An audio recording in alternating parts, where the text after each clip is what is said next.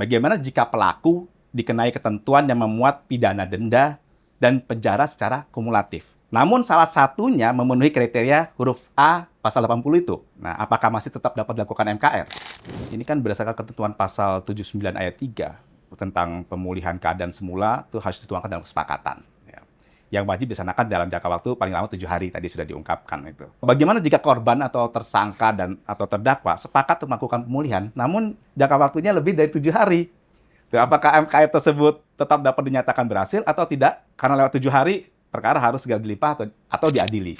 Keberhasilan MKR ini ada konsekuensinya kalau di penyelidikan, penyidikan maupun penuntutan. Ya.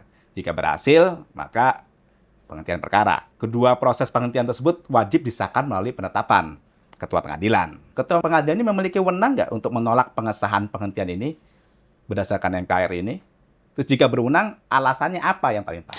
Terdakwanya yang lebih dari satu. Ada 2 atau 3. Satu orang terdakwa, dia mau ganti kerugian, mau berdamai dengan korban, dan korban juga bersedia dengan satu itu, tapi yang 2 tidak.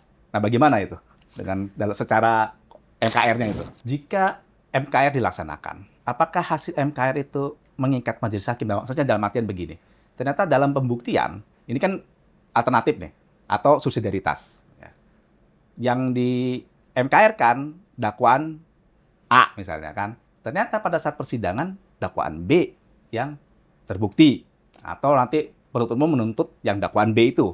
Nah, MKR yang di dakwaan A itu, bagaimana statusnya? Apakah mengikat majelis hakim untuk dipertimbangkan?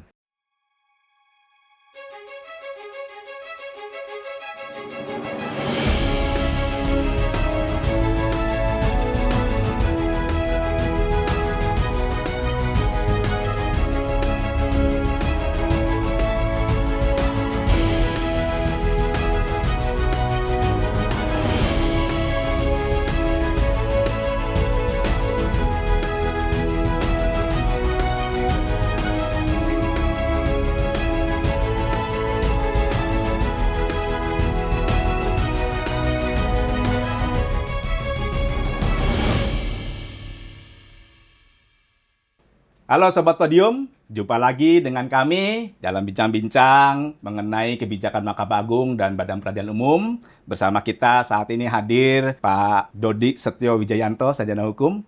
Beliau adalah Hakim Justisial pada Kamar Pidana ya. Saat ini sebagai asisten dari Yang Mulia Tuaka Pidana, betul? Betul. Ya. Terima kasih Mas Budi. Baik. Dan selamat pagi buat seluruh Sobat Podium. Baik. Pak Dodi apa Mas Dodi saya panggilnya nih? Senyamannya aja. Oke, Mas Dodi boleh ya? Iya. Oke. Mas Dodi, jadi selain jadi hakim justisial kan Mas Dodi juga saat ini ikut terlibat dalam tim MA ya, dalam perumusan KUHP, KUHAP bersama-sama dengan Yang Mulia Tuaka Pidana ya.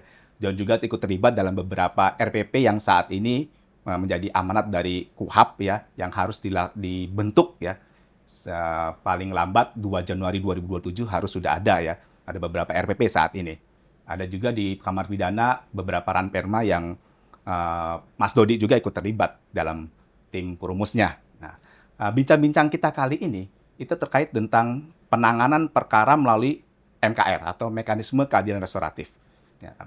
Nah, ini kenapa ini menjadi hal yang harus kita diskusikan saat ini, meskipun di awal tahun kemarin kan Yang Mulia Tuaka Pidana sudah menyampaikan mengenai apa itu MKR, PB, Judicial Pardon, dan lain sebagainya di dalam acara perisai. Nah, ini kan kita sudah memasuki hampir 6 bulan pelaksanaan KUHAP. Dalam waktu hampir mau masuk 6 bulan ini, banyak pelaksanaan MKR yang sudah dilaksanakan oleh Satker. Namun ada beberapa kendala di situ.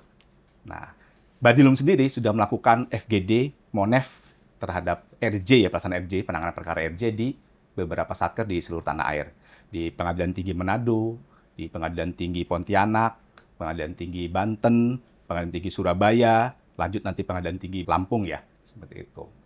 Nah, makanya dari berbagai macam MONEF tersebut, ada diperoleh berbagai macam kendala dan permasalahan yang sifatnya teknis.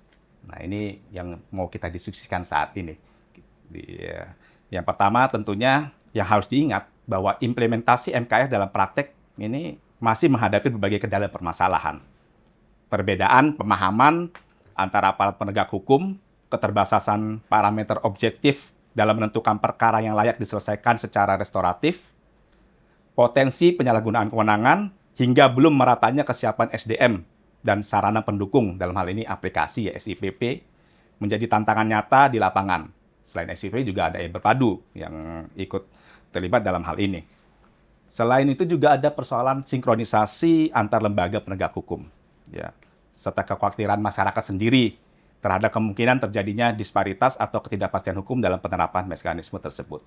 Maka kali ini kiranya tepatlah kalau Mas Dodi yang ikut terlibat dalam berbagai macam perumusan terkait dengan KUHP dan peraturan pelaksananya, kita mungkin bisa memberikan masukan ya, gimana kebijakan pimpinan MA dalam hal ini atau Mahkamah Agung terhadap berbagai masalah dan kendala tersebut. Berdasarkan ketentuan pasal 80 ayat 1 KUHP, MKR dapat dikenakan terhadap tindak pidana yang memenuhi syarat. Di situ kan ada 3 syaratnya ya. Yang mengenai ancamannya denda. Kategori 3, atau diancam dengan pidana penjara paling lama 5 tahun, terus kemudian tindak pidana yang pertama kali dilakukan, atau bukan merupakan pengulangan tindak pidana, kecuali terhadap tindak pidana yang khususnya berupa pidana denda atau tindak pidana yang dilakukan karena kealpaan. Nah ini sederhana ini pertanyaannya, tapi ini menjadi kendala praktek di peradilan. Bagaimana jika pelaku dikenai ketentuan yang memuat pidana denda dan penjara secara kumulatif? Namun salah satunya memenuhi kriteria huruf A pasal 80 itu.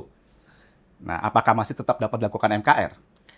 Baik, terima kasih Mas Budi ya. Saya panggil Mas Budi tidak apa-apa ya, kan gitu. Karena beliau juga satu tempat dengan saya di Jawa Timur, kan gitu. Jadi begini Mas Budi, jadi kalau berbicara tentang MKR, kita harus melihat dulu riwayat atau bagaimana cara pembuat undang-undang membuat suatu ketentuan dalam norma. Norma itu dibuat umumnya dalam keadaan normal. Dalam arti kalau kita berbicara syarat, oh syaratnya untuk tindak pidana yang di bawah 5 tahun. Oh syaratnya untuk tindak pidana yang 5 tahun ke bawah. Itu mudah untuk dibuat dan saat dibaca mudah dipahami. Cuma kadang pembuat undang-undang itu tidak sampai memikirkan ke dalam tataran praktek. Bagaimana kalau bentuk dakwaannya tidak tunggal? Bagaimana kalau bentuk dakwaannya alternatif? Bagaimana kalau subsidiaritas? Dan bagaimana kalau kumulatif?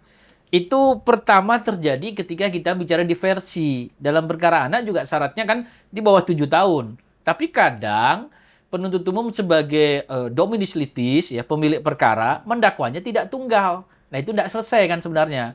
Makanya muncul dulu Perma nomor 4 tahun 2014 yang mengatur kalau bentuk dakwaannya itu tidak tunggal, tapi salah satunya itu ada yang ancamannya di bawah 3 tahun, maka hakim tetap bisa diversi. Berarti bisa jadi pedoman.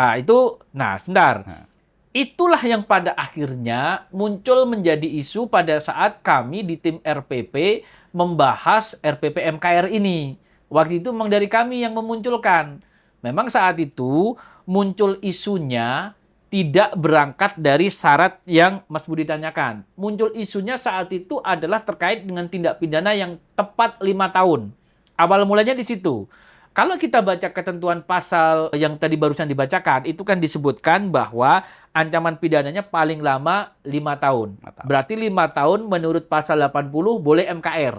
Tapi kalau kita kaji pasal 82, di 82 tindak pidana yang dikecualikan dari MKR yang ancaman pidananya 5 tahun ke atas. Jadi untuk tepat yang 5 tahun menjadi tanda tanya, boleh MKR atau tidak? Itu awal mula muncul kesadaran. Ketentuan ini bisa bermasalah. Bukan dari praktek ya, dari malah justru dari awalnya dari situ dulu. Okay. Akhirnya disepakati dan kesepakatan itu akhirnya meskipun RPP-nya belum keluar, diadopsi oleh SEMA nomor 1 tahun 2026. Jadi kesepakatannya untuk tindak pidana yang tepat 5 tahun tetap boleh MKR. Itu kesepakatan pertama. Okay. Baru muncul pertanyaan berikutnya. Bagaimana kalau dakwaannya nanti tidak tunggal? Nah, itu pada saat pembahasan di tim RPP MKR muncul. Nah, akhirnya ada isu. Bagaimana kalau diberlakukan seperti Perma nomor 4 tahun 2014? Berarti untuk bentuk dakwaan subsidiaritas, alternatif, kumulatif, sepanjang salah satunya ancaman pidana 5 tahun ke bawah. Tadi kan udah sepakat 5 tahun boleh ya. 5 tahun ke bawah, maka boleh MKR. Tapi setelah dikaji secara mendalam, Akhirnya kesepakatan itu adalah memodifikasi Perma 1 2024 yang boleh untuk tetap MKR kalau dakwaannya alternatif dan subsidiaritas. Ini yang modifikasi Perma 1 2024 ya? Modifikasi dari Perma 1. Kalau Perma 1 kan kumulatif tetap boleh diversi. Tapi di PP nanti kalau kumulatif nggak boleh untuk apa itu namanya MKR. Berarti kalau di dakwa kumulatif dakwaan pertama ancamannya di bawah 5 tahun atau 5 tahun ke bawah, tapi dakwaan keduanya itu di atas 5 tahun, maka itu nggak bisa. Tapi kalau alternatif dakwaannya tetap boleh MKR. Kalau subsidiaritas dakwaannya tetap boleh MKR. Apa rasionya? Kumulatif tidak boleh. Karena ketika orang melakukan lebih dari satu tindak pidana, itu berarti sudah dianggap kejahatannya berat. Dengan demikian dia tidak layak untuk boleh MKR. Jadi kesepakatan, secara konsep, dia udah gabungan tindak pidana loh. Tindak pidananya udah lebih dari satu. Maka di situ tidak boleh MKR. Nah, saya akan nyambung ke pertanyaannya Mas Budi. Bagaimana kalau ini dikaitkan dalam konteks ancamannya? Kan gitu loh. Ancamannya satu boleh, satu tidak boleh. Maka merujuk kepada tadi. Sepanjang dakwaannya itu dalam konteks dilakukan secara alternatif, maka jawabannya adalah boleh. Sepanjang itu subsidiaritas, maka boleh. Kalau itu kumulatif, maka tidak boleh. Nah, pertanyaannya ini adalah, sekarang dakwaannya tunggal, Pak. Satu pasal, tapi ancamannya dua. Nah, menarik. Satu ancamannya itu di bawah 5 tahun, satu ancamannya itu di atas 5 tahun. Dendanya ya. Dendanya, artinya gini, dendanya tidak memenuhi syarat MKR, tapi pidana penjaranya memenuhi syarat MKR. Boleh saya ilustrasikan? Misalnya begini, dendanya kategori 4, ancaman hukumannya di bawah 5 tahun. Nah, itu kayak gitu gimana? Tetap bisa. Bisa ya? Ya. Dalam konteks ini yang disepakati di tim kalau situasi seperti itu, karena ini adalah kan satu pasal. Ya kan gitu loh. Artinya ini kan tunggal. Karena tunggal masih ada norma ancaman yang dibolehkan untuk MKR, maka tetap boleh MKR. Kalau sebaliknya, sama ya berarti kan? Boleh kan?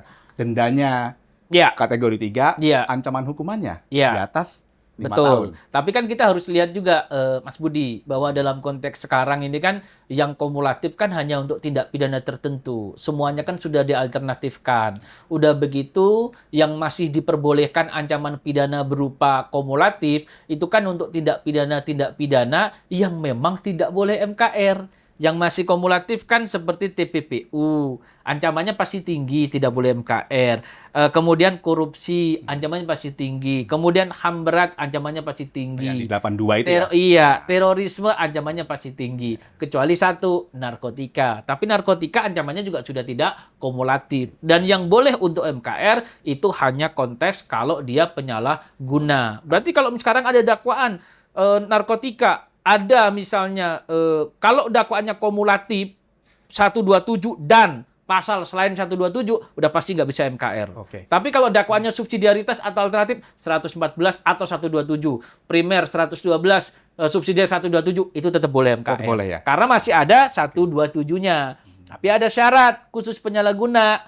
Harus ada hasil TAT yang memang merekomendasikan kepada yang bersangkutan itu untuk direhab. Kalau tidak ada itu, ya sulit untuk dilakukan MKR. Kecuali kalau hakimnya mau memerintahkan, ya kan, lakukan assessment terhadap yang bersangkutan. Kan mungkin kan ada perkara, ada 127 tidak ada assessment-nya. Kecuali kalau hakim mau menerapkan ketentuan di SEMA kita, bahwa itu diperintahkan untuk assessment. Kalau hasil assessment mau bilang, dia itu bisa direhab, baru kita bicara MKR. Tapi tanpa ada itu, ya hakim jangan melakukan MKR. Itu dalam persidangan ya. Ini menarik nih. Kalau di penyidikan, ini terkait dengan penyalahguna tadi. Ya kan? MKR ini persyaratannya kan salah satunya itu kan harus ada kesepakatan. Betul. Kesepakatan. Kalau itu mengenai tindak pidana narkotika yang dikecualikan tadi, penyalahguna ini parameternya seperti apa? Bisa digambarkan. Ini kan kadang-kadang saya KPN ya. Ada permohonan SP3 pengesahan ya kan dari penuntut umum dari penyidik atau dari penuntut umum juga ada permohonan hal yang sama, penghentian penuntutan seperti itu. Nah, ini datang berkas. Nah, ini kalau di dalam persidangan kan pelaku dengan korban dengan hakimnya. Kesepakatan di dalam penyalahgunaan narkoba ini korbannya siapa? Nah, terus kesepakatannya dengan siapa? Nah, jadi gimana? Terima kasih Mas Budi. Jadi pertama kita harus lihat kenapa kok ada statement bahwa MKR hanya bisa dilakukan untuk tindak pidana dengan korban. Itu dulu ya, kan gitu loh. Itu adalah karena ketentuan pasal 79 ayat 1 itu sendiri yang menyebutkan bentuk-bentuk pemulihan. Semua bentuk pemulihan yang ada di pasal 79 itu adalah untuk tindak pidana yang ada korbannya. Seperti mengembalikan kerugian korban, kemudian memaafkan, kemudian memperbaiki, Oh iya, iya. kemudian ganti rugi. 6 hal itu ya? Itu A sampai semuanya F. yang ada korbannya. Nah, pengecualinya satu, yaitu untuk penyalahgunaan narkotika. Nah, lalu bagaimana konsep penyalahgunaan narkotika ini bisa melakukan MKR? Tadi sudah saya sampaikan. Karena itu adalah untuk penyalahguna atau korban penyalahgunaan atau pengguna, maka perkara itu harus dilengkapi dengan TAT, yang TAT-nya itu menyimpulkan kepada yang bersangkutan harus direhab. Jadi ujung daripada kasus penyalahgunaan narkotika kalau di MKR kan ujungnya adalah rehab. Dan itu tidak terikat pada jangka waktu penyelesaian 7 hari. Tidak ada rehab 7 hari. Makanya kalau ditanya siapa yang harus bersepakat, kalau ada situasi seperti itu, maka kesepakatan itu pertama harus ada TAT-nya. Lalu yang kedua adalah dengan tempat di mana dia akan direhab. Misalnya di dalam hasil TAT disebutkan dia perlu menjalani rehab selama 3 bulan. Ini hanya misal. Meskipun rehab bisa 6 bulan dan seterusnya, tergantung. Terus kemudian disebutkan tempatnya misalnya di lembaga apa. Ya kan gitu loh. Kan misalnya di BNN mana atau kemudian di Lido lah atau dimanapun itu kan banyak sekali kan sekarang tempat untuk melaksanakan rehab. Ketika di dalam hasil TAT sudah disebutkan itu, maka kesepakatan itu dibuat dengan itu. Orang yang dari tempat penyelenggarakan itulah yang harus dipanggil atau perwakilan dia harus dipanggil untuk Berarti memastikan 3 orang, 3 pihak. Pelakunya, penyidik dengan lembaganya berarti. ya, kalau penyidik hanya memfasilitasi kan, berarti penyidik kan tidak ikut menandatangani apapun. Penyidik hanya menghentikan. Tapi justru yang paling penting adalah yang mau direhab dan lembaga yang akan merehab. Itulah yang membuat konteks kesepakatan. Kenapa harus dibuat di antara itu? Landasannya TAT. Jadi TAT itu landasan pertama untuk membuat kesepakatan rehab. TAT. Tidak mungkin kesepakatan rehab bisa dibuat tanpa ada TAT. TAT untuk menentukan bahwa dia penyalahguna. Betul. Nah, kemudian kesepakatannya berarti karena ini penyalahguna, berarti dia harus direhab. Iya, Kan? betul. Kesepakatannya pelakunya dengan lembaga Yang akan merehab. Nah, tadi yang menarik sempat dilontarkan oleh Mas Dodi adalah jangka waktu. Karena itu persyaratan ya. Di Betul. Pasal 80 kan Betul. di SEMA nomor 1 pun Betul. ada persyaratan. Di huruf C Betul. itu bahwa Iya. ada bukti bahwa dalam waktu 7 hari Sudah selesai selesai dilaksanakan. dilaksanakan. Nah, itu gimana itu? Nah, ini makanya tadi sudah saya sampaikan, khusus yang penyalahguna tidak terikat dengan itu. Jadi, begitu dia disepakati untuk direhab berdasarkan TAT dan lembaganya itu mau merehab, ya sudah, perkara bisa dihentikan oleh penyidik tanpa harus menunggu 7 hari selesai dilaksanakan. Jadi kalau berita acara pelaksanaan kesepakatan, ya bukan berita acara selesai rehab. Kan gitu kan? Karena rehabnya juga tidak bisa 7 hari. Berarti Tetapi bentuknya? cukup kesepakatan itu saja dan yang berikutnya adalah berita acara kalau dia diterima di tempat rehab. Sudah masuk lah. Kesepakatan, berita acara diterima. Diterima Rehab. bahwa dia sudah Penggantinya itu ya? Nah, dia sudah menjalani rehab per tanggal sekian. Selesai. Oh, harus ditunggu sampai selesai. Ya udah lewat 7 hari nanti. Makanya syarat 7 hari itu tidak terpenuhi. Tidak perlu dipenuhi Tidak ya? perlu gitu. Lagi pula kan posisi penyidik saat melapor kepada ketua pengadilan kan perkara sudah dihentikan. Kan gitu loh. Jadi itulah yang dibahas pada saat tim MKR itu merumuskan ketentuan tentang penyalahguna. Jadi mekanismenya seperti itu, khusus penyalahguna adalah merupakan pengecualian. Dia tidak tunduk dalam jangka waktu 3 hari. Dia tidak tunduk tentang keberadaan korban. Maka dia juga tidak tunduk tentang syarat telah selesainya rehab baru dihentikan. Tidak. Kan gitu. Itu gambarannya khusus mengenai rehab. Baik, Sobat Podium, menarik apa yang disampaikan oleh Mas Dodi tadi, terutama para KPN. Semoga ini bisa menjadi pencerahan ya, kalau kita menghadapi nanti permohonan untuk para penyalahguna. Baik. Selanjutnya, Mas Dodi ya, ini kan berdasarkan ketentuan pasal 79 ayat 3 tentang pemulihan keadaan semula itu harus dituangkan dalam kesepakatan. Ya. Yang wajib dilaksanakan dalam jangka waktu paling lama 7 hari tadi sudah diungkapkan itu. Nah, kemudian pada tahap penyidikan atau bagaimana jika korban atau tersangka atau terdakwa sepakat untuk melakukan pemulihan, namun jangka waktunya lebih dari 7 hari. Apakah MKR tersebut tetap dapat dinyatakan berhasil atau tidak? Ya kan? Iya. Terus sehingga karena lewat 7 hari perkara harus segera dilimpah atau diadili. Nah, ini di praktek kan terjadi seperti itu. Baik, begini Mas Budi, saya perlu menyampaikan dulu ya. 7 hari ini dimaknai apa? Itu pada saat kami di dalam membahas RPP pelaksanaan KUHP, itu sebenarnya dari Mahkamah Agung saat itu kami menyampaikan pertanyaan. Karena kami tak paham bahwa apa yang disampaikan oleh Mas Budi ini realitas yang mungkin ada. Tidak selalu orang bisa menyelesaikan selama 7 hari. Kami pernah menyampaikan, apakah 7 hari ini tidak dimaknai waktu untuk mulai melaksanakan? Itu sempat kami usulkan bahwa 7 hari ini jangan dilihat dari waktu selesai. Misalnya sekarang kita bikin tanda tangan tanggal 1. Bagaimana kalau kita maknai 7 hari ini? Ya berarti tanggal 7 ini paling lambat memulai. Tapi berapa selesainya? Ya boleh sebulan, boleh 2 bulan. Kalau orang mau nyicil hutang, misalnya begitu kan. Tapi ide itu tidak disepakati. Gitu. Karena dari tim perumus KUHP itu menekankan 7 hari itu harus sudah selesai. Tidak bisa ditawar. Karena itu rumusan KUHP. Kecuali penyalahguna tadi kan. Kecuali penyalahguna. Nah, jadi sekali lagi saya tekankan bahwa memang pernah ada usulan untuk menjadikan 7 hari itu adalah waktu mulainya.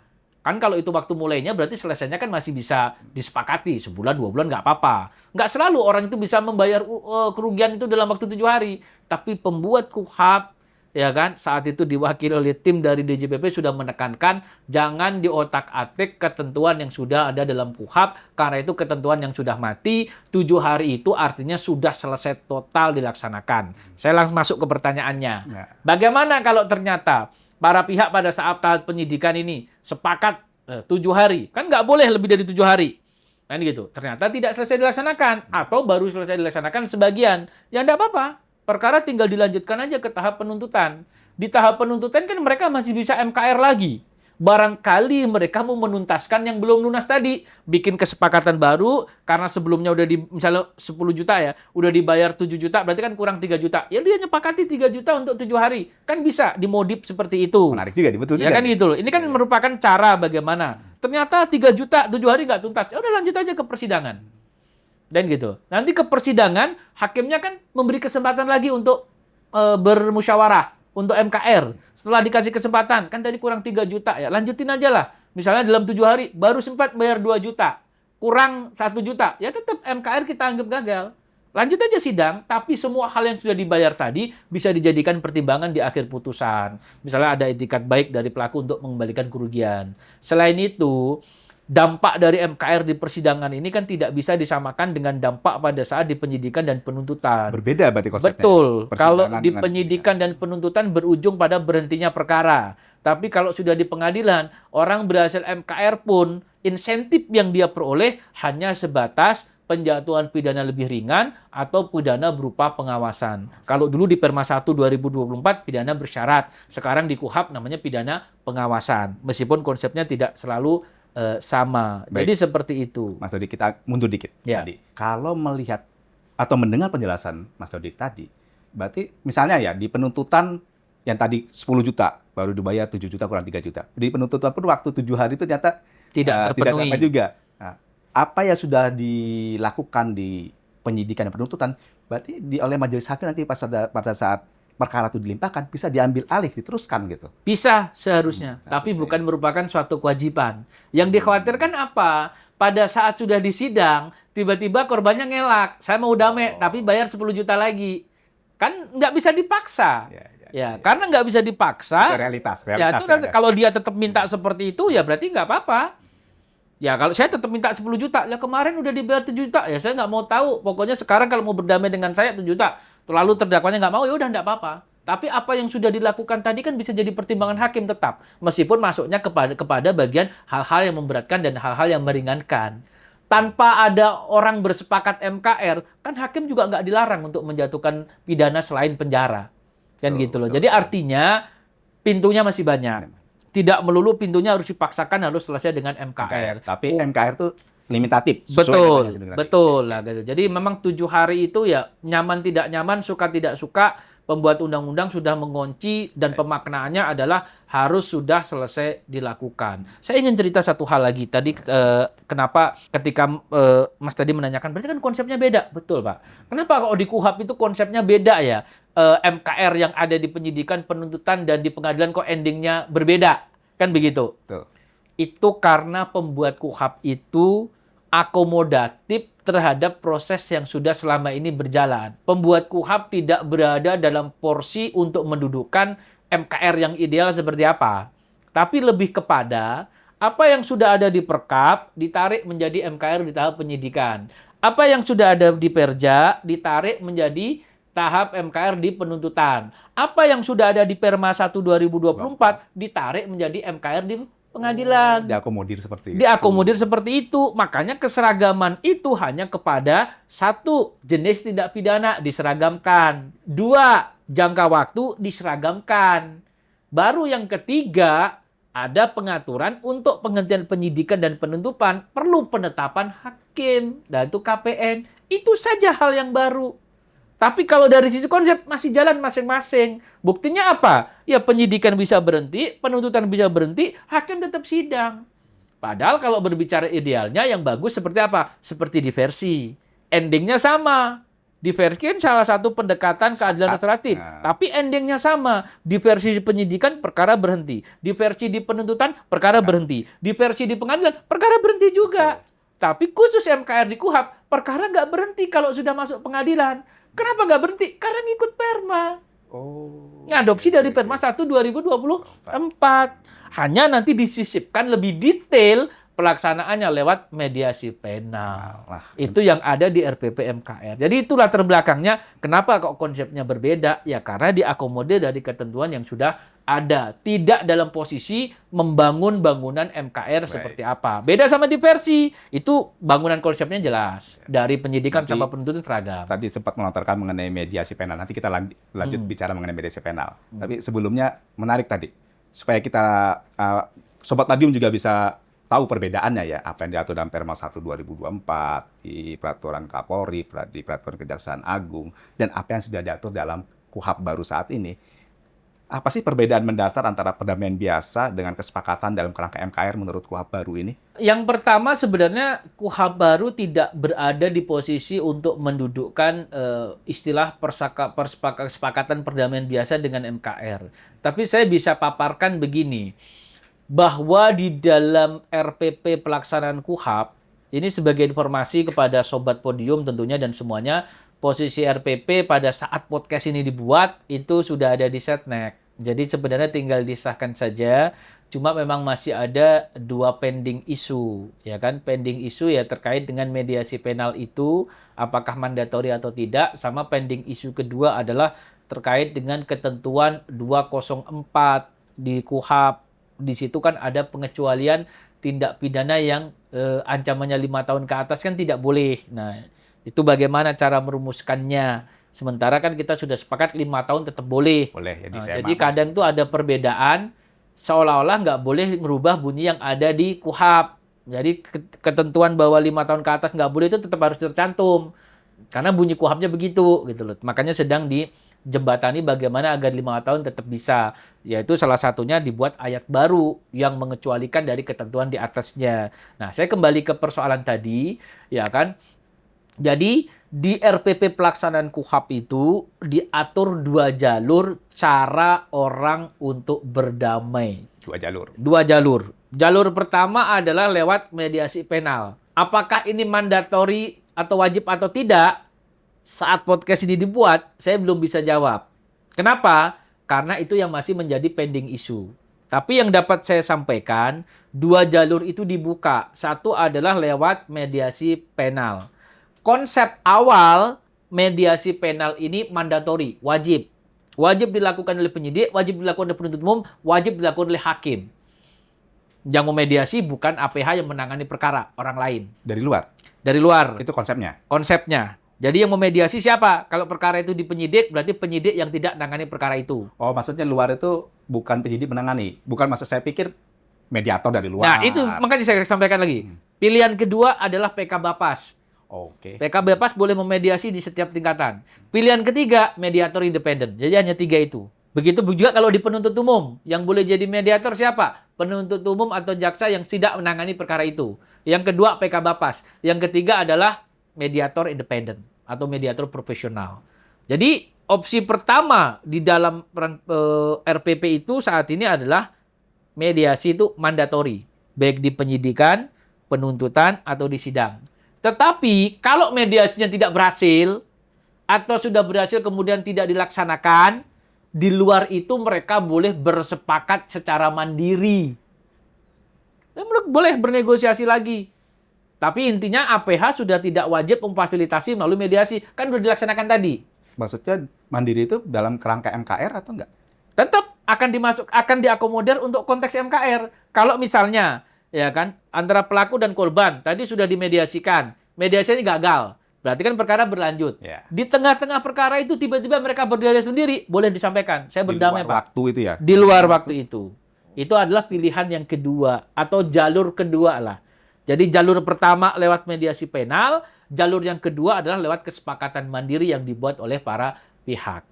Itu juga bisa menjadi bagian dari pendekatan MKR yang diakui oleh RPP. Jadi perkara juga bisa berhenti lewat kesepakatan yang dibuat para pihak secara mandiri. Nah, cuma sekarang yang masih menjadi pending isu tadi, apakah penyidik itu wajib memediasi, apakah penuntut umum wajib memediasi. Itu dulu. Kalau di pengadilan, rumusan saat ini tetap mandatori untuk mediasi. Karena nanti juga Perma nomor 1 tahun 2024 itu kan direncanakan akan diperbaiki juga. Makanya nanti akan ada rencananya akan dibuat Perma juga yang mengatur tentang mediasi penal yang saat ini dikerjakan oleh tim Pokja Mediasi. Sekarang sedang berjalan juga. Berarti kesimpulannya secara kebijakan MA mandatori dong ya? RPP, Pak. RPP. Yang mewajibkan RPP. Yang Perma pun nanti akan Perma akan mengikuti bagaimana cara melaksanakan mediasi penal. Caranya. Sebenarnya dari tim perumus RPP semuanya pengennya mandatori mediasi itu karena pengen memaksimalkan mediasi.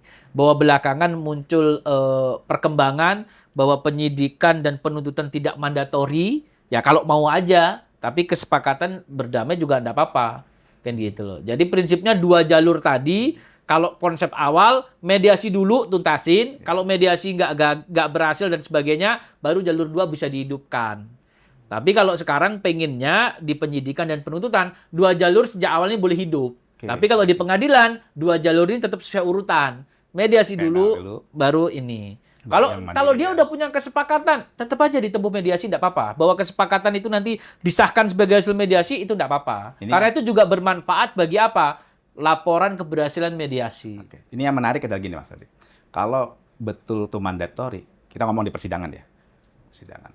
Itu jangka waktunya berapa lama itu? Kalau boleh di-spill nggak? Jangka waktunya berapa lama itu? 30 hari. 30 hari? Sama kayak yang di RPP? Iya. Sama berarti kayak di Perdata Betul. itu ya? Memang ngambil dari sana. Ngambil dari sana Betul. konsepnya. Oh, 30 hari. Iya. Berarti ini ada potensi masalah ya, potensi saya bilang. Ada praktek di persidangan ini. Kan 5 tahun bisa MKR kan, 5 tahun. Sedangkan perkara itu di KUHP itu kan 5 tahun itu bisa ditahan. Betul. Nah kalau tahan, perkara yang dilimpahkan pengadilan adalah terdakwanya itu ditahan, bagaimana? Padahal itu kan bisa MKR. Ya, diserahkan kepada majelis hakim untuk tetap menahan atau tidak menahan. Oh begitu? Betul. Sebenarnya dulu itu pada saat menyusun RPP MKR sempat diusulkan bahwa ketika ada proses MKR atau mediasi dalam rangka MKR, maka tersangka atau terdakwa tidak ditahan. Itu adalah sempat menjadi usulan. Tetapi belakangan itu tidak diakomodir seperti itu, tetapi diserahkan kepada APH yang menangani perkara itu. Karena jangka waktunya tadi 30 hari, ya terserah APH yang menangani. Sekarang misalnya oleh hakim mau menyerahkan proses mediasi kepada mediator, terserah hakimnya tetap mau nahan atau tidak. Kalau tetap mau nahan berarti konsekuensinya nanti masa penahanan akan berkurang banyak karena ada proses mediasi. Betul. Kalau dia misalnya tidak menahan, maka mediasinya juga bisa lebih leluasa. Masa penahanan tidak berkurang. Konsekuensinya kan persoalan dia kabur atau tidak kabur. Makanya dari itu kan penting untuk memastikan itikat baik dari pelaku tadi. Kan gitu loh. Artinya bahwa memang di situ ada celah gimana kalau nanti kabur dan sebagainya, itu bisa dimaklumi kekhawatiran itu. Tuh, itu. Betul, tetapi prinsipnya RPP tidak berada di suatu posisi untuk wajib atau tidak wajib menahan, tapi lebih kepada menyerahkan kepada kebijaksanaan majelis hakim yang menangani perkara itu. Ini berarti butuh kemauan dari aparat penegak hukum. Ya. Karena tadi bilang, ya satu resiko melarikan diri. Kedua, ya resiko repot kan. Betul. Nah, itu. Bisa jadi karena ini, kalau yang 5 tahun ditahan, meskipun bisa MKR, bisa jadi majelis tidak mengambil pilihan untuk MKR jadinya. Apa gimana itu? Kan akibatnya. Pilihan MKR-nya tetap harus diambil. Mediasi penalnya tetap harus dilakukan. Yang menjadi pilihan untuk diambil atau tidak diambil adalah soal penahanan. Nah, itu. Mau tetap nahan silahkan, mau tidak nahan juga nggak apa-apa. Itu sepenuhnya diserahkan menjadi kebijaksanaan hakim. Tapi jangan sampai karena kekhawatiran majelis hakim lantas bilang jangan MKR. Nah, itu nggak boleh. MKR ini tetap wajib untuk dilakukan karena mandatori. Ya, catat sobat Madiun. Karena mandatori. Jadi jangan karena hakimnya khawatir dia kabur ya udah saya larang untuk MKR, nggak boleh. Kalau karena saya khawatir untuk dia kabur, saya batasi MKR sekian waktu, nggak boleh. Disitulah ketentuan yang ada di RPP. Karena apa? Tim perumus RPP tidak menyepakati untuk dulu wajib tidak ditahan. Nah, usulan awalnya wajib untuk tidak ditahan. Coba seandainya itu lolos itu. Seandainya itu lolos ya mungkin jelas saya nggak akan nahan sebagai hakim. Kalau dia kabur ya udah balikin perkara aja, selesai urusannya gitu. Tapi kan sebenarnya pada saat peraturan dibuat itu kan kita berpikir tentang itikat baik. Pada saat seorang pelaku itu mau MKR, tentunya dia akan dianggap beritikat baik untuk selalu ikut proses tersebut dengan itikat baik, termasuk dengan proses hukumnya. Karena kalau dia memang tidak pengen MKR ya kan, ya sudah dia nggak usah setuju. MKR itu prinsipnya ditawarkan. Poin pertama itu dulu, Pak ya. Tawar. Ini yang kadang suka disalahpahami. Seperti contoh diversi. Wajib diversi. Diversi itu nggak wajib. Yang wajib menawarkan diversi. Karena apa? Yang mungkin bukan menawarkan. Saya ganti sesuai bahasa undang-undang. Yang wajib adalah mengupayakan diversi. Melalui mekanisme penawaran. Itu kalau diversi. Sama dalam konteks MKR juga seperti itu. Karena MKR itu sama dengan diversi, sifatnya apa? Sukarela. Misalnya ada pelaku, ada korban. Ya kita wajib tawarkan aja. Bahwa sesuai dengan ketentuan peraturan perundang-undangan, ya kan, maka terhadap perkara ini, ya kan, harus diupayakan mekanisme keadilan restoratif. Karena dari sisi pengadilan tuh wajib tawarkan. Menawarkan. Kalau yang utama adalah permohonan mereka ya, pelaku yang itu utama. Itu opsi kedua kalau memohon. Jadi MKR itu ada dua jalan. Satu ditawarkan, yang kedua dimohonkan. Tapi kalau misalnya pelaku memohon MKR, terus kemudian ditanya kepada korban, saya nggak mau damai, selesai Pak. Jadi bukan mediasi penal itu bukan sesuatu yang harus dilakukan. Kalau pihaknya nggak setuju ya nggak bisa, karena syarat damai itu harus sukarela. Itu syarat pertama. Makanya bahasanya saya tegaskan, yang wajib itu kalau diversi mengupayakan diversi. Kalau MKR yang wajib apa? Mengupayakan MKR. Kalau korbannya nggak mau, jangan dipaksa. Saya harus tetap bermusyawarah, nggak boleh. Karena syarat utama daripada proses MKR maupun mediasi itu sukarela. Kalau dia mau, baru kita mulai.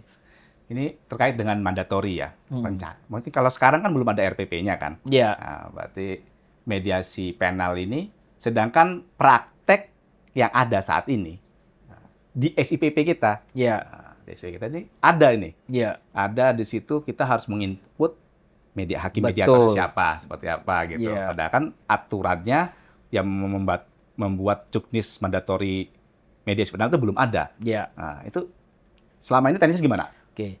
Sebelum saya menjawab soal itu, saya mau Sobat Pedium mengingat kembali dalam konteks diversi. Karena ini ada kaitannya. Inilah dampak antara ketentuan dengan SIPP. Kadang ada gap. Ya, saya nggak bicara soal salah benar ya. Tapi ini bagian dalam konteks saya memberitahu gapnya di mana. Pada saat seorang hakim anak menangani perkara anak, ketika perkara itu adalah perkara yang dapat didiversikan, pasti yang muncul apa? menentukan hari musyawarah diversi. Ya. Itu sebenarnya tidak sesuai dengan PP nomor 65 tahun 2015. Karena apa? Seolah-olah diversi itu pasti akan dilakukan. Padahal yang harus dilakukan oleh hakim apa? Mengupayakan diversi selama 7 hari. Itu tidak diakomodir di dalam SIPP. Jadi yang muncul langsung penetapan hari musyawarah diversi. Jadi kesannya diversi itu sesuatu yang pasti akan dilaksanakan di tanggal itu. Padahal harusnya bukan ke situ. Tapi SIPP-nya tidak mengakomodir penawaran yang 7 hari tadi. Nggak salah juga SPP-nya. Kenapa? Karena ngikut Perma nomor 4 tahun 2014. Kan gitu kan? Nah, sementara itu ada gap. Ya. Kenapa saya nyinggung itu dulu? Nah, nanti kejadiannya hampir mirip dengan yang sekarang ada di MKR. Seolah-olah kalau perkara itu bisa MKR, maka hakimnya harus menunjuk mediator. Ya, itu kan kalau kita klik gitu kan. Ya, mau tidak mau MKR. pilih. Nah. Makanya nanti saya memberitahu jalan tengahnya apa yang harus dilakukan. betul. Karena mau tidak mau milih, berarti ada kesan bahwa mediasi ini menjadi sesuatu yang bukan untuk ditawarkan, tapi harus dilakukan. Wajib. Ya kan gitu. Gara-gara SPP-nya seperti itu. Ya. Berarti itu kan diklik, otomatis harus ada mediatornya. Gitu loh. Jadi artinya apa? Dengan adanya pola yang ada di SPP itu seperti menjadi harus dilakukan. Ini saya belum membahas pertanyaan Mas dulu ya. Saya teknis dulu. Nah, jembatannya kalau memang nanti terlanjur seperti itu, ya sama dengan diversi. Makanya saya dulu mengatakan, kalau toh pun terlanjur menyatakan tanggal sekian itu adalah musyawarah diversi, tapi setidaknya sebagai seorang fasilitator, tawarkan. Mau atau tidak. Kalau tidak mau, anggap nggak berhasil. Nah, kan gitu. Begitu juga kalau udah terlanjur nunjuk mediator, maka mediator yang ditunjuk tadi pada saat ketemu para pihak, tanyakan aja mau berdamai atau tidak. Tapi kalau berbicara urutan yang benar seperti apa? Urutan yang benar itu tidak serta-merta nunjuk mediator. Hakimnya nanya dulu kepada pelaku mau mengupayakan perdamaian dengan korban atau tidak. Kalau dia jawab mau, panggil korban. Ya. Mau atau tidak? Kalau tidak mau selesai, nggak perlu nunjuk mediator sebenarnya. Kan gitu loh. Yeah. Tapi kalau ternyata di fitur udah terlanjur ditunjuk, ya kan gitu lah kan? Ya berarti, ya kan, korban ini mau tidak mau juga harus diarahkan ke hadapan mediator. Nah, ya. Nanti mediatornya yang akan bertanya mau berdamai atau tidak. Jadi peran yang harusnya ditanyakan oleh hakim karena di SPP udah terlanjur diklik itu ada mediatornya, akan menjadi bergeser ke mediator. Mau tidak mau begitu. Tapi persoalannya adalah sekarang RPP-nya belum ada. Fiturnya terlanjur muncul. Nah. Kan itu. Ya. Itu menjadi problem. Tentunya saya tidak dalam kapasitas untuk menjawab harusnya begini atau apa dan sebagainya. Sekarang pertanyaannya sebenarnya kepada Sobat Badium, khususnya Bapak dan Ibu di peradilan, ketika fitur itu tidak diklik bisa jalan atau tidak? Kalau ternyata fitur itu tidak diklik, perkara nggak bisa jalan, mau tidak mau harus diklik. Ya kan gitu. Yeah. Tinggal setelah diklik, ya udah di persidangan ditawarkan mau berdamai atau tidak berdamai. Kalau tidak mau berdamai, ya sudah mediasi dianggap gagal saja. Nanti perkara dilanjutkan. Paling itu jalan tengah yang bisa dilakukan sembari kita menunggu RPP keluar dan sembari kita menunggu perbaikan-perbaikan atau inovasi dari SIPP. Nah, beberapa majelis ini mengisi, ini teknis ya, mengisi mediator penalnya, mediatornya hakimnya itu akhirnya mengisi majelis hakim yang menangani itu, atau KM-nya atau salah satu hakim. Nah itu kalau sementara ini belum ada RPP-nya itu. Kalau selama ini belum ada RPP-nya ya nggak jadi. Sebenarnya nunjuk aja itu sudah nggak ada dasarnya untuk hari ini. Yeah. Untuk hari ini. Yeah. Tapi karena itu fitur yang harus ada, misalnya nunjuk hakim yang sedang mengadili, berarti ini kan menyamakan dengan konsep yang ada di diversi. Yeah. Yang mendamaikan hakim yang mengadili. Yeah. Karena terus terang, pada saat pembahasan RPP itu memang ada debat panjang. Siapa yang harus mendamaikan? Yeah. Ada usulan yang pertama adalah APH yang saat itu menangani. Jadi kalau itu di tangan hakim, ya hakim yang sidang itulah. Tapi yang disepakati pada akhirnya adalah yang sedang tidak menangani. Nah sekarang pertanyaannya, apa yang saya sampaikan itu adanya masih di RPP. Artinya apa? Yang ada di SIPP sekarang ini, cantolannya belum ada. Kan gitu loh. Karena cantolannya belum ada, maka saya tanyakan tadi. Mungkin Pak Ketua lebih tahu dari saya, prakteknya itu menjadi syarat wajib atau tidak. Kalau itu bisa dilewati, lewatin aja dulu fiturnya. Atau diusulkan untuk dimatikan dulu. Kalau memang itu tidak bisa dilewati, ya kan harus dimatikan. Kalau nggak bisa dimatikan juga, ya berarti harus klik mau nggak mau. Bahwa yang diklik itu adalah hakim yang bersangkutan, nggak salah juga. Sesuatu yang belum diatur nggak bisa kita salahkan. Berarti hakimnya mesti ngeklik nama salah satu hakim, ya udah biarin aja. Tidak masalah untuk kondisi hari ini. Sampai menunggu Menunggu GPP-nya. peraturan. Artinya begini, saya hanya ingin menyampaikan kepada Sobat Badium dan Bapak Ibu sekalian, bahwa sampai detik ini, norma yang mewajibkan mediasi itu belum keluar.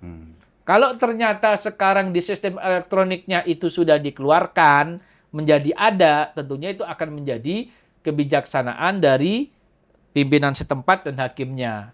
Dan tentunya harus berkoordinasi dengan si pembuat aplikasinya, tentunya dengan dirjen dan pengembang juga. Kira-kira fitur itu kalau tidak diklik berdampak atau tidak. Kalau ternyata nggak ada pilihan lain harus diklik, ya klik aja. Baik.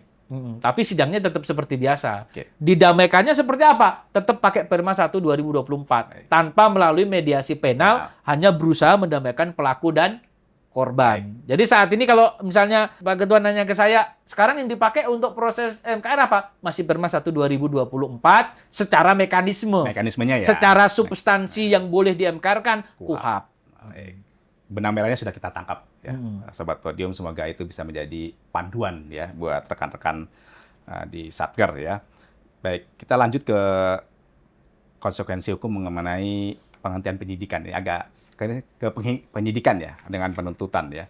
Kan keberhasilan MKR ini ada konsekuensinya kalau di penyelidikan, penyidikan maupun penuntutan. Ya. Jika berhasil, maka penghentian perkara. Kedua proses penghentian tersebut wajib disahkan melalui penetapan ketua pengadilan. Itu kalau seperti tadi dibilang di awal Mas Dodi, pembuat undang-undang, itu kalau lancar ya seperti itulah prosesnya. Nah ini pertanyaan yang menggelitiknya, ketua pengadilan ini memiliki wewenang nggak untuk menolak pengesahan penghentian ini berdasarkan MKR ini? Terus jika berwenang, alasannya apa yang paling pas? Gitu. Dan selama ini prakteknya seperti apa? Mungkin Pak Dodi tahu dari pengalaman-pengalaman. Untuk menjawab itu, saya harus menceritakan atau menyampaikan satu berdasarkan KUHAP, yang kedua adalah dinamika pembahasan MKR. KUHAP sendiri itu tidak merumuskan tentang itu secara detail. Karena bunyinya adalah perkara itu dihentikan, lalu minta penetapan. Sehingga pada saat awal-awal pembahasan RPP MKR, ada kesan bahwa ketua pengadilan hanya sebatas sebagai tukang stempel. Betul itu. Karena penghentian penyidikan sudah dilakukan, penghentian penuntutan sudah dilakukan, lalu dimintakan penetapan. Sehingga pada saat pembahasan itu, kami yang mewakili Mahkamah Agung bertanya, penetapan macam apa yang diinginkan lagi? Kalau memang menginginkan pengadilan itu sebatas sebagai tukang stempel, ini sesuai dengan amanat pimpinan saat itu, ya kan, kami juga sebagai perwakilan yang ikut rapat selalu berkoordinasi dengan Yang Mulia Ketua Kamar Pidana, begitu juga dengan Yang Mulia Ketua Kamar Pembinaan, dan kemudian Yang Mulia Pak Karo Hukum. Begitu beliau juga sebagai tim secara nomenklatur atau yang disebut dengan tim 12 kan gitu. Sehingga kami sebagai perwakilan-perwakilan selalu berkoordinasi dengan beliau-beliau. Saat itu beliau menyampaikan, kalau pada akhirnya ketua pengadilan itu hanya tukang stempel, lebih baik nggak usah dikasih wewenang. Tapi dari tim perumus itu akan kelabakan kalau pengadilannya nggak mau. Masalahnya KUHAP bilang minta penetapan pengadilan. Nah, waktu itu dari tim Mahkamah Agung, kalau memang ketua pengadilan harus mengeluarkan penetapan, maka kami minta diberi wewenang untuk bisa melakukan verifikasi. Pada akhirnya itu disepakati bahwa ketua pengadilan tetap harus melakukan verifikasi terhadap penghentian penyidikan atau penghentian penuntutan. Judulnya verifikasi berarti ya? Verifikasi, tetap melakukan pemeriksaan. Apa yang diperiksa? Yang pertama, apakah perkara itu memang perkara yang boleh MKR?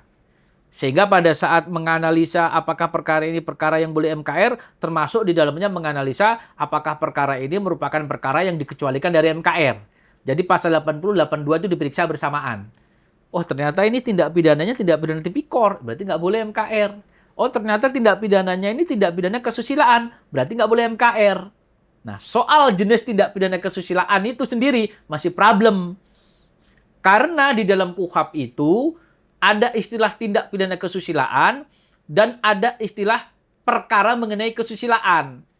Tindak pidana kesusilaan itu disebut di pasal 82. Kata perkara mengenai kesusilaan itu disebut di pasal kalau tidak salah 202 yang berhubungan dengan acara tertutup atau tidak tertutup. Yang sidang dilakukan secara terbuka kecuali perkara mengenai kesusilaan. Nah, nanti yang menjadi ribet soal apa? Judi. Nah, ini dia. Perkara judi itu dari sisi jenis tindak pidana, menurut KUHP, dia masuk dalam tindak pidana kesusilaan. Di Tapi babnya ya. praktek hakim selama ini, ada nggak yang mengadili Tertutup. perkara judi dengan tertutup? Nah, kalau ini yang mulia Wakaim Judisial pernah menyampaikan, harus dibedakan antara jenis perkara dengan artikel yang termuat di dalam KUHP. Bahasa beliau seperti itu. Ya kan, bahwa karena tadi bahwa memang itu masuk artikel kesusilaan, iya, tapi secara pemeriksaan dia bukan termasuk perkara mengenai kesusilaan.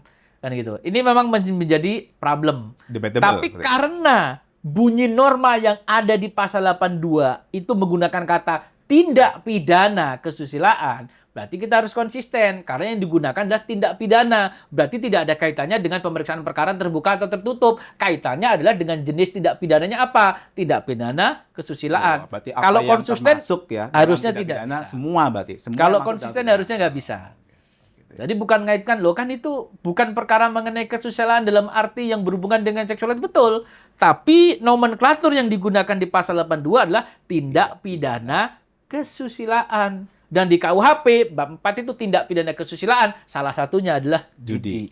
Sejauh ini itu kalau menurut pandangan kami. Jadi kalau ada judi itu mau di-MKR-kan ya harusnya nggak bisa. Di samping itu kan nggak ada korban. Ya. Tapi kalau mau menempuh dengan cara lain, misalnya menjatuhkan pidana lebih ringan, kan maksudnya masih banyak. Ya. Jadi tidak semua hal itu harus kita masukkan sebagai, seperti saya bilang di awal tadi, Pak, pintunya banyak kok. Nggak semua dipaksakan masuk ke pintu MKR. Ada plea bargain kan. Ya, ada plea bargain juga. Terus kemudian ada penjatuhan pidana kerja sosial, macam-macam lah. Kan gitu loh. Begitu juga kalau pedoman pemidanaan masuk, misalnya usianya sangat tua dan sebagainya, kan boleh menjatuhkan yang lain. Kembali ke Betul. ke Nah, laptop. kembali ke pertanyaan yang tadi. awal, saya syarat yang pertama ngecek jenis tindak pidana. Syarat yang kedua adalah ngecek isi perjanjian. Apakah perjanjian kesepakatan itu berisi pemulihan sebagaimana dimaksud pasal 79, kecuali penyalahgunaan narkotika. Ya. 6 hal itu masuk nggak salah satunya? Oh, dia melakukan pemaafan, berarti masuk, nggak masalah. Itu alternatif ya, bukan kumulatif. Bukan ya? kumulatif. Oke. Ya kan gitu. Berarti syarat kedua misalnya terpenuhi, ya kan gitu. Yang ketiga dicek oleh KPN apakah kesepakatan itu sudah dilaksanakan dalam waktu 7 hari. Buktinya apa? Berita acara pelaksanaan kesepakatan atau tanda bukti lain yang menunjukkan isi kesepakatan sudah dilaksanakan. Kadang ada keadaan berita acaranya nggak dibuat. Tanda bukti lain apa? Misalnya berupa pembayaran uang, ada kwitansi. Berita acara pelaksanaan isi kesepakatan mungkin tidak dibuat, tapi terdakwa bisa menunjukkan kwitansi pembayaran kepada korban. Itu sudah bisa dijadikan sebagai patokan. Nah, KPN tidak berada dalam porsi untuk menilai layak atau tidak layak, proporsional atau tidak proporsional isi kesepakatannya. Itu porsinya nggak di situ. Jadi apa? Beda dengan DPA tadi kan. Oh, iya. Kalau DPA itu yang harus DPA dinilai, maksudnya defer prosecution ya, agreement. perjanjian penundaan penuntutan. Oh. Itu kalau ada perjanjian antara penuntut umum dengan si terdakwanya, ya kan, korporasi, Ya. harus dilihat proporsionalitasnya juga oleh hakim. Oh, itu berbeda ya? Itu Kalau- berbeda. kalau ngomong Sementara DPA, harus proporsionalitas dilihat. dinilai. Oke. Artinya hakim dalam DPA masuk ke substansi kesepakatan. Kalau MKR? Kalau MKR nggak masuk.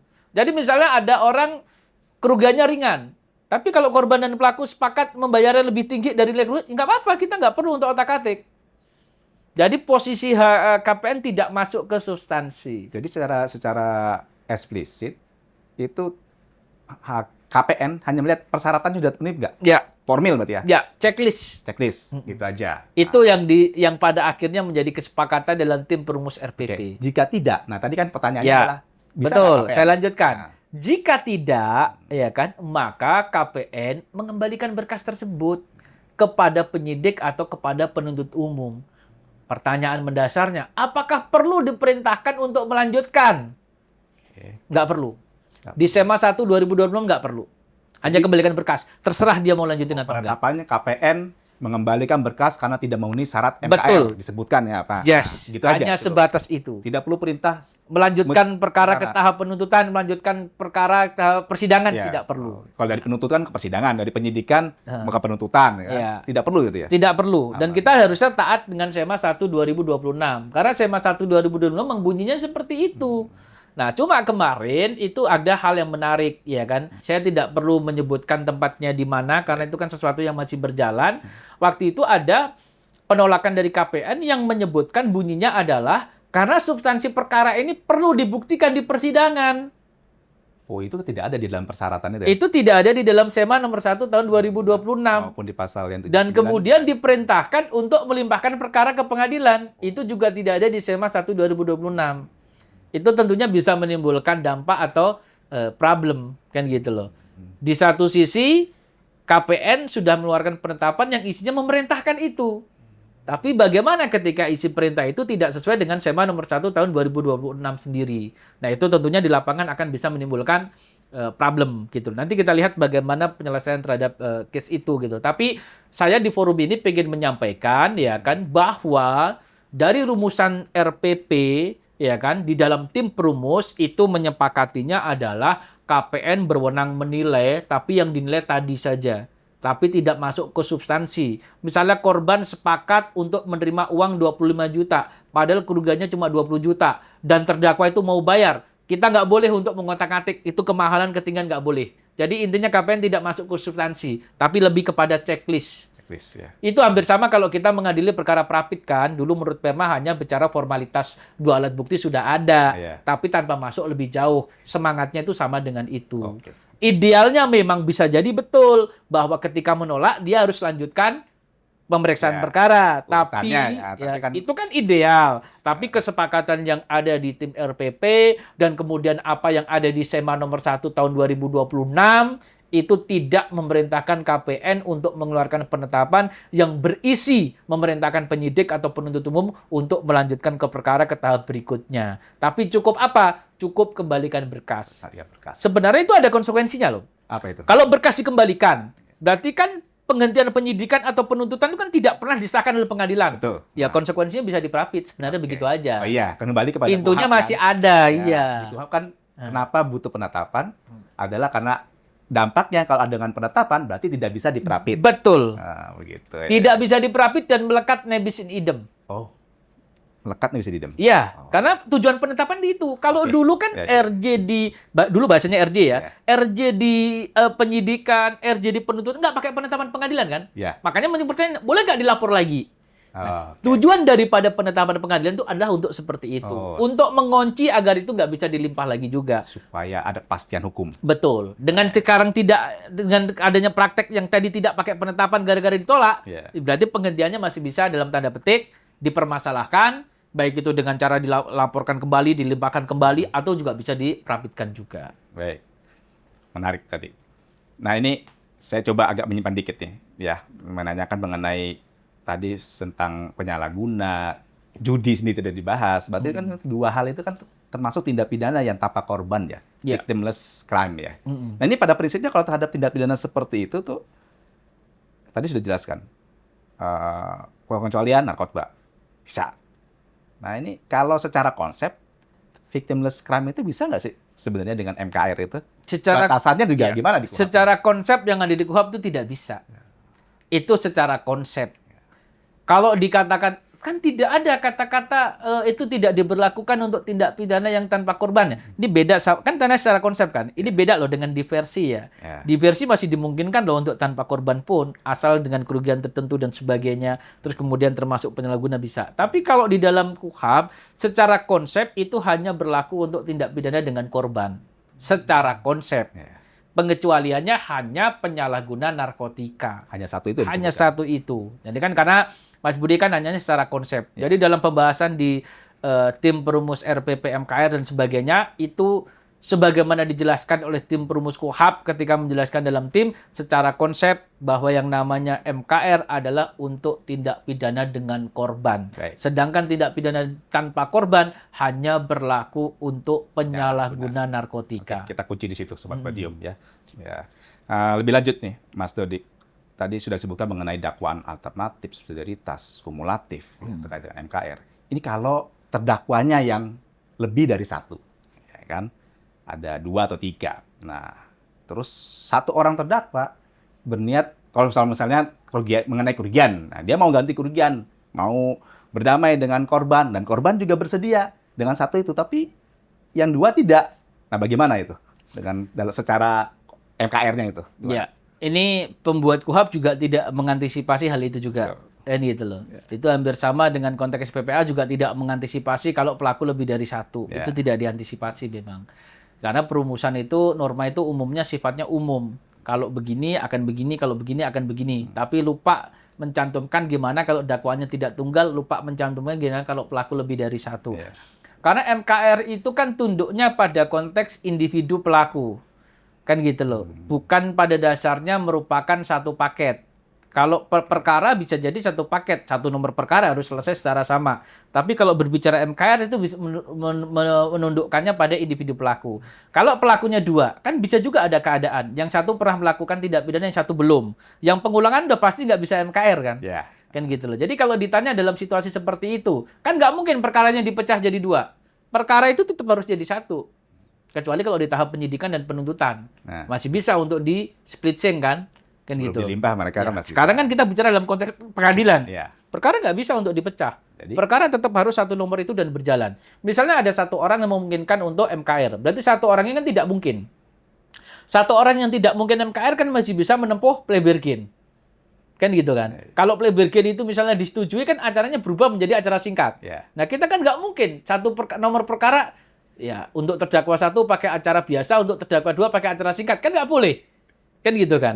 Pada akhirnya kita kan harus mengkaji pilihan mana yang harus dilakukan dan menjadi terbaik untuk menangani perkara itu. Kalau menurut pandangan saya, kalau yang bisa MKR, selesaikan dulu MKR-nya. Kita lihat nanti mencapai kesepakatan atau tidak.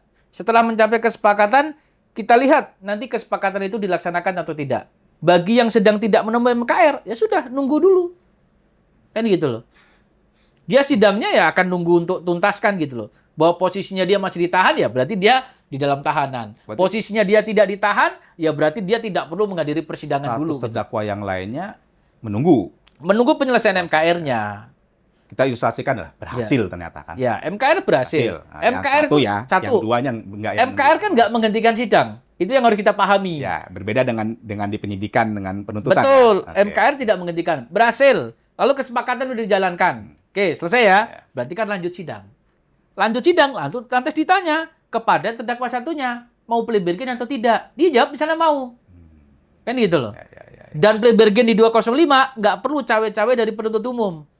Sepenuhnya itu wewenang hakim. Beda dengan 234. Alian singkatnya diusulkan oleh penuntut umum. 205 tidak, itu domainnya hakim.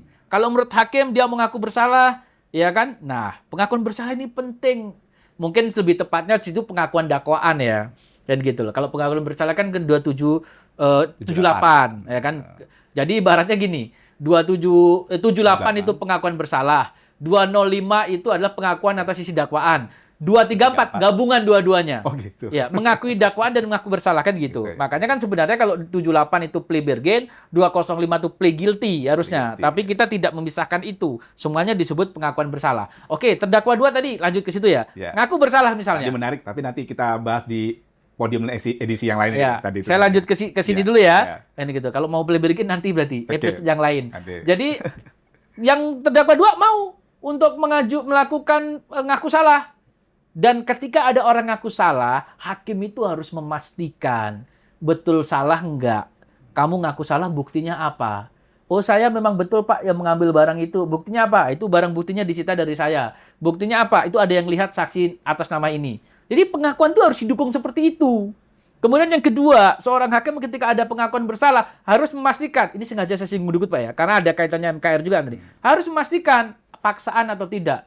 Jika diperlukan, kalau saya cenderung mewajibkan, tapi kan ketentuan yang mewajibkan adalah tunjuk penasihat hukum. Untuk bisa memastikan dia ngaku bersalah itu bukan karena tekanan dan bukan karena dimanfaatkan oleh penuntut umum agar pembuktiannya ringan. Kan dia harus memastikan bahwa itu benar. Kemudian yang kedua, terdakwa harus tahu ketika ngaku salah, dia kehilangan hak diam. Terdakwa harus tahu ketika ngaku salah, dia kehilangan hak untuk mengajukan pembelaan yang bersifat membebaskan. Nggak boleh dong bikin pledoi yang membebaskan. Yang berikutnya, dia kehilangan hak untuk menghadirkan saksi yang bersifat membebaskan. Tapi kalau meringankan, boleh. Boleh ya. Misalnya dia ngaku, iya saya memang mencuri. Tapi yang saya curi bukan 500.000, cuma 300. Nanti ada saksinya. Boleh. Tapi mencurinya diakui. Itu tetap harus kita terima sebagai pengakuan. Bahwa kemudian saksi tadi menerangkan yang dicuri nggak segitu, itu pertimbangan hakim nanti dalam menjatuhkan pidana. Bahwa nilainya tidak sebagaimana yang didalilkan korban. Misalnya begitu. Sah-sah saja. Boleh. Nah, jadi itu untuk menghindari apa, Pak Ketua? Supaya jangan nanti pada saat dia diperiksa jadi terdakwa tiba-tiba mengelak. Saya nggak ngaku salah. Makanya itu harus dipastikan di awal. Dan dia sampaikan hakim di awal itu. Ketika kamu sudah ngaku sekarang salah, tidak ada momen untuk menarik kembali. Kalau ini terpaksa agak nyimpang dikit nih. Bahas ini tadi, mau nggak mau, karena menarik ini. Kalau tiba-tiba tetap dilakukan, dia menolak. Ya harus diabaikan. Oh gitu ya. Kan udah komitmen di awal. Itulah pentingnya majelis hakim untuk memastikan kamu siap nggak. Kalau kamu nggak siap, mending nggak usah ngaku, kamu masih bisa untuk bebas. Tapi kalau kamu ngaku, hak bebasmu hilang. Itu konsekuensi dari pengakuan bersalah. Dan insentif yang diperoleh penuntut umum dari pengakuan bersalah, pembuktiannya jadi ringan. Makanya perkara dialihkan ke acara singkat. Nah, sekarang kalau terdakwa 2 menjadi acara singkat, otomatis terdakwa 1 juga ikut acara singkat. Meskipun dia sudah MKR dan tidak menempatkan plea bargain. Karena kan hukum acara harus jadi satu, tidak bisa dipisah. Karena karakteristik daripada MKR dan plea bargain ada bagian yang sama-sama ngakui perbuatan. Jadi kalau toh yang MKR tadi menjadi singkat, nggak jadi soal. Soal pemidanaan, mungkin terdakwa 2 tetap dipidana, tapi ringan, tapi terdakwa 1 bisa dijatuhkan pidana pengawasan atau pidana yang lebih ringan. Meskipun itu adalah melalui mekanisme acara singkat. Gitu. Jadi kita harus bisa mematakannya seperti itu. Baik. Jangan gara-gara dia tidak boleh ini, lantas dia tidak boleh plea bargain juga. Nah, tapi kita harus cek syarat plea bargain terpenuhi enggak. Kalau syarat plea bargain tidak terpenuhi, bahwa di situ kan syarat plea bargain ada kan? Ya. Nah, kalau dia merupakan hal yang tidak terpenuhi syarat plea bargain, otomatis terdakwa 2 kan tidak bisa plea bargain. Berarti hanya terdakwa 1 yang MKR. Ya sudah sidang seperti biasa. Nanti insentifnya hanya diterima oleh terdakwa satu saja untuk pemidanaan. Tapi acaranya tetap harus sama. Tapi ya sekali lagi, ketika perkara itu biasanya tidak bisa MKR, kalau alasannya adalah sebatas karena tidak mau sepakat, maka masih ada terbuka peluang plea bargain. Tapi kalau itu merupakan perkara yang tidak bisa MKR, ini yang masih menjadi PR. Itu perkara tidak memenuhi syarat MKR. Ya kan gitu loh. Dalam keadaan tertentu kan gitu. Tetapi mungkin nggak itu bisa untuk ditempuh plea bargain. Saya anggap perkara judi. Kita bicara judi saja, ancaman pidananya rendah misalnya. Atau selain judi deh, minuman keras saja. Yang ancaman pidananya bisa MKR, tapi jenis perkaranya tidak bisa MKR. Asusila. Ya, asusila. Nah, boleh nggak itu pakai 205? Itu problem. Karena itu perkara yang tidak boleh MKR. Nah, menurut saya, itu harusnya masuk ke 234. Cuma ada problemnya di apa? Di SEMA 1 2026 terlanjur mengklaster 234 untuk tindak pidana yang ancamannya di atas 5 tahun. 5 sampai 7 tahun. Padahal 234 nggak bilang begitu. 234 hanya bilang ancaman pidananya tidak lebih dari 7 tahun. Tidak lebih dari 7 tahun. Ya, jadi ini soal praktek yang nanti ya saya serahkan kepada Bapak dan Ibu di persidangan. Tapi kalau pandangan saya terhadap suatu perkara yang tidak boleh MKR, nggak boleh pakai 205, pakainya 234. Itu kalau saya ya, karena saya berusaha untuk konsisten sama bunyinya, kan gitu loh. Karena takutnya begini, tapi ada juga yang menafsirkan, ya meskipun dia tidak memenuhi MKR, tapi karena ancamannya rendah, berarti boleh dong plea bargain. Kalau saya tidak sependapat dengan itu, kenapa? Karena bunyi di 205 ngunci. Bunyi 205 itu adalah apabila tidak ada kesepakatan antara pelaku dan korban. Berarti itu memang perkara yang prinsipnya boleh di MKR-kan, tetapi tidak berhasil atau tidak selesai dilaksanakan, baru geser plea bargain. Nah, kalau tidak memenuhi 204, maka tidak akan lari ke 205, nanti larinya ke 234. Itu kalau menurut pandangan saya. Betul ya. Jadi 205 ini bisa jalan kalau 204-nya gagal kan? Betul. Begitu, kan? Sejauh ini saya memaknainya demikian. Tapi kalau toh ada pandangan Bapak Ibu lain yang memaknai, ya kalau toh nggak bisa 204, 205 tetap jalan, ya monggo saja. Karena memang tadi ada masalah di SEMA 1 2026 dalam konteks terlanjur ngunci 234 itu untuk tindak pidana yang di atas 5 tahun tapi tidak sampai 7 tahun. Kalau menurut saya itu juga harus diperuntukkan untuk tindak pidana di bawah 5 tahun tapi nggak memenuhi 204. Ini soal pintu masuk aja. Jadi kalau memang tidak mau memasukkan ke 234, ya udah masukin pakai 205. Tapi kalau saya pribadi tadi kan berpandangan masuknya ke 2, 3, 4. Nah, nanti kita lihat praktek di persidangan seperti apa. Karena konsekuensinya beda, Pak Ketua. Kalau 205 domainnya full di hakim. Kalau di 234 itu melibatkan penuntut umum. Harus ada berita acara dengan penuntut umum harus setuju, dan penuntut umum harus mengusulkan acara dialihkan ke singkat. Ya tinggal kenyamanan hakimnya saja. Nah ini menarik nih. Sebelum kita selesai ya, tapi ini terakhir nih, melibatkan penuntut umum. Nah, jika MKR dilaksanakan, terus apakah hasil MKR itu mengikat majelis hakim? Maksudnya dalam artian begini, ternyata dalam pembuktian, ini kan alternatif nih, atau subsidiaritas. Ya. Yang di MKR kan dakwaan A misalnya kan, ternyata pada saat persidangan dakwaan B yang terbukti, atau nanti penuntut umum menuntut yang dakwaan B itu. Nah, MKR yang di dakwaan A itu berdasarkan 205 tadi, apakah itu bagaimana statusnya? Apakah mengikat majelis hakim untuk dipertimbangkan? MKR yang 204 maksudnya kan? Ya, jadi begini. 204. Jadi ya. begini, ketika kita berbicara MKR, ketika itu adalah tindak pidana yang didakwa secara subsidiaritas ataupun alternatif, maka kan menjadi boleh. Boleh. Ya kan gitu Ya. kan? Karena itu subsidiaritas alternatif akan menjadi boleh. Sebenarnya saat kita ber-MKR itu kan kita tidak spesifik, ini yang saya MKR kan hanya pasal ini ya, pasal ini tidak. Tapi itu kan hanya merupakan pintu masuk. Pintu masuk untuk bisa MKR. Oke. Dan setelah mencapai kesepakatan, oke clear, sudah dibungkus dalam bentuk kesepakatan. Bahwa MKR itu di penyidikan dan di penuntutan menghentikan perkara, tapi itu tidak terjadi di persidangan. MKR itu tetap perkara lanjut. Ya kan gitu. Ini kita bicara persidangan kan. Akhirnya sidang. Ketika sidang itu ternyata yang dibuktikan oleh penuntut umum adalah dakwaan yang lain. Dan menurut hakim juga terbukti dakwaan yang lain tadi. Maka kalau menurut pandangan saya, apa yang sudah dihasilkan dalam MKR tadi, itu ada, sekali lagi ya, kalau berhasil MKR itu juga menjatuhkan pidana ringan dan menjatuhkan pidana pengawasan itu bukan wajib loh. Itu dapat. Dapat ya? Iya, bunyinya kata dapat. Karena itu dapat, maka apa yang dihasilkan tadi tentunya boleh juga dijadikan pertimbangan oleh hakim untuk menjatuhkan pidana yang kalau tanpa ada itu mungkin saya jatuhkan pidana 2 tahun, tapi karena ada itu mungkin 1 tahun 8 bulan, atau mungkin 1 tahun 6 bulan. Itu pilihan daripada hakim tadi. Ketika dia menjumpai yang terbukti ternyata dakwaan yang lebih berat. Tetapi niat baik dia untuk mengembalikan kerugian korban melalui MKR tadi bisa dijadikan pertimbangan oleh hakim. Tapi kata kuncinya tadi, Pak Ketua, itu pun bunyinya kalau kita kembalikan ke konteks pasal 204, itu bunyinya adalah dapat loh. Bukan otomatis serta-merta menjadi wajib, kan begitu. Itu gambarannya yang mungkin bisa saya sampaikan kalau terkait dengan masalah apakah itu menjadi wajibnya wajib dipertimbangkan. Tapi tidak wajib menjatuhkan pidana berupa pengawasan. Dan tidak wajib menjatuhkan pidana yang lebih ringan. Terlebih lebih ringan itu sifatnya juga relatif. Saya menjatuhkan 1 tahun, Bapak 1 tahun 2 bulan. Apakah kita bisa mengklaim? Bapak lebih ringan, saya lebih ringan? Nggak bisa. Lebih ringan itu kan harus ada alat ukurnya. Mungkin lebih ringan dari tuntutan. Tapi kalau dari tadi penjelasan itu, Mas Dodik ya, berarti bisa jadi MKR berhasil kesepakatan. Terus dituntut oleh penuntut umum, ternyata berbeda dakwaan yang menurut penuntut umum terbukti. Sehingga dia mungkin menuntutnya tinggi.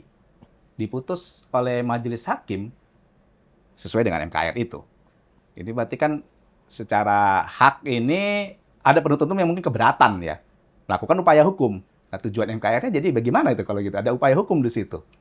Upaya hukum oleh penuntut umum, ya kan? Oke, jadi gini, kita harus kembalikan. Insentif daripada MKR itu bukan untuk membebaskan pelaku. Insentif yang diterima oleh pelaku itu adalah keringanan hukuman. Meskipun tadi saya menggunakan kata dapat ya kan. Saya menggunakan kata dapat ini karena memang itu hanya menjadi bahan pertimbangan, bukan menjadi kata wajib. Memang kalau di nomenklaturnya mungkin di dalam pasal 204 itu tidak ada kata dapat gitu, tapi adalah apa yang dihasilkan dalam MKR itu menjadi pertimbangan bagi hakim untuk menjatuhkan pidana lebih ringan dan atau pidana pengawasan. Karena dia sifatnya menjadi pertimbangan, maka yang wajib itu adalah untuk mempertimbangkan bahwa dia akan menjatuhkan pidana dalam waktu tertentu. Kalau menurut hakimnya itu dianggap lebih ringan, nggak masalah. Bisa jadi menurut terdakwa nggak lebih ringan. Ya kan bisa juga. Betul, betul. Nah, begitu juga kalau menjatuhkan pidana pengawasan, ya kan? Itu bisa jadi tidak sependapat dengan yang diinginkan oleh penuntut umum. Jadi kalau upaya hukum itu tidak terpengaruh dengan MKR.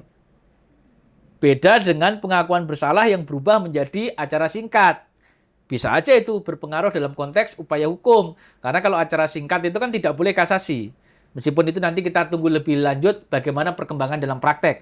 Untuk tindak pidana tertentu yang misalnya ancamannya di atas 5 tahun, tetapi diperiksa dengan acara singkat gara-gara ada plea bargain. Apakah nanti praktek peradilan itu menjadi membolehkan sampai kasasi atau tidak. Kalau yang 5 tahun kan sudah kekunci. Nggak bisa sampai upaya hukum kasasi. Itu udah kunci. Tapi kalau yang di atas 5 tahun, di bawah 7 tahun, terus acaranya dialihkan ke singkat, nanti kita lihat praktek peradilan. Apakah itu menjadi boleh sampai kasasi atau tidak. Jadi prinsipnya upaya hukum dalam konteks MKR itu seperti upaya hukum perkara pada umumnya. Tidak terpengaruh. Jadi MKR itu hanya menjadi landasan bagi hakim untuk dipertimbangkan dalam menjatuhkan pidana, apakah akan lebih ringan atau pidana pengawasan. Hanya seperti itu. Tapi jangan dibilang, karena ada MKR wajib pengawasan. Enggak.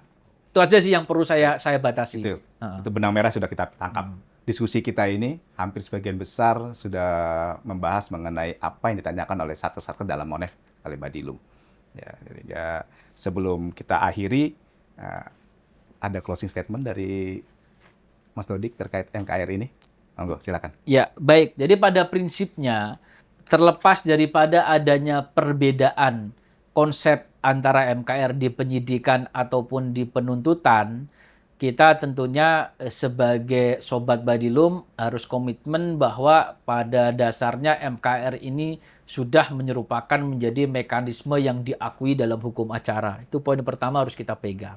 Kemudian yang kedua, khusus bagi aparat penegak hukum dalam hal ini lingkungan peradilan, tentunya kita juga harus komitmen dengan ketentuan yang ada. Ketika kita ditugaskan untuk menilai kesepakatan, maka penilaian itu harus merujuk pada ketentuan yang ada di SEMA nomor 1 tahun 2026. Karena kalau kita melakukan penilaian menyimpang dari ketentuan SEMA 1 2026, itu berdampaknya ke proses penanganan perkara. Saat ini saja, ketentuan teknis pelaksanaan itu belum jelas. Apalagi kalau ada penyimpangan, maka itu akan menimbulkan dampak proses yang berkelanjutan. Jadi oleh karena itu, menurut saya MKR kita jalankan dalam konteks ini adalah sebagai upaya untuk menyeimbangkan antara memberikan kewajiban kepada pelaku dengan memulihkan korban. Poin utamanya di situ. Dan sepanjang ketentuan itu belum ada secara tertulis atau norma, maka tentunya praktek peradilan akan menjadi penentu terhadap pelaksanaan MKR selama masa transisi ini.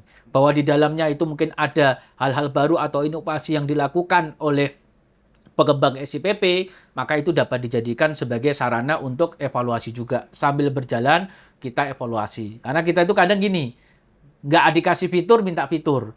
Dikasih fitur kalau agak kecepatan, repot juga. Kan gitu. Jadi intinya apa? Fitur-fitur yang mungkin dianggap belum pas dan lain sebagainya, itu bukan merupakan penghalang untuk melaksanakan hukum acara. Bahwa mungkin ketentuan-ketentuan yang diatur di dalam SEMA ada yang kurang nyaman di hati Bapak dan Ibu sekalian, percayalah bahwa pimpinan ketika memutuskan itu, perdebatannya sudah panjang. Apa yang ada di pikiran kita, kenapa nggak begini, sudah dipertimbangkan oleh pimpinan. Mungkin itu yang dapat kami sampaikan. Mas Budi, terima kasih. Baik, terima kasih atas closing statement-nya. Izinkan Mas Dodi sebelum saya tutup podcast ini, saya pantun dulu. Oke. Di alun-alun berkibar bendera merah putih. Cakep. Lambang persatuan yang tak lekang oleh waktu. Cakep. Restoratif justice butuh komitmen tinggi. Meski kendala di lapangan kerap terjadi. Mari kita kawal bersama tanpa henti demi keadilan yang memulihkan bukan melukai. Terima kasih atas perhatian Sobat Podium. Sampai jumpa kembali di bincang-bincang berikutnya tentang kebijakan Mahkamah Agung dan Badan Peradilan Umum lainnya. Salam integritas.